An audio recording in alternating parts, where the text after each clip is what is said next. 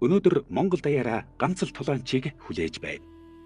Түүний нэр Баатархүүгийн инх оргил. Баатархүүгийн инх оргил дэлхийн чансаад дөрөвт бичигдсэн Монгол тулаанч.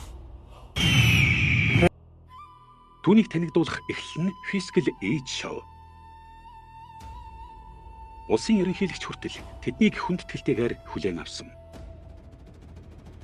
Монгол хүний суур давуу тал эцэшгүй тэсвэр төвчээр.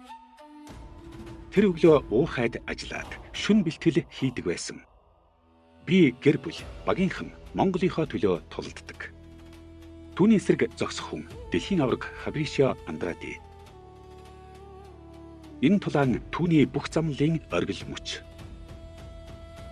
Нүүдчний тэсвэр Бразилийн техниктэй тулна. Энэ бол ганц тамирчны биш, бүх Монголын тулаан. Тулаан 10 цагаас эхэлнэ. Инх оргил бол хамгийн сүүлийн оргил тулаан.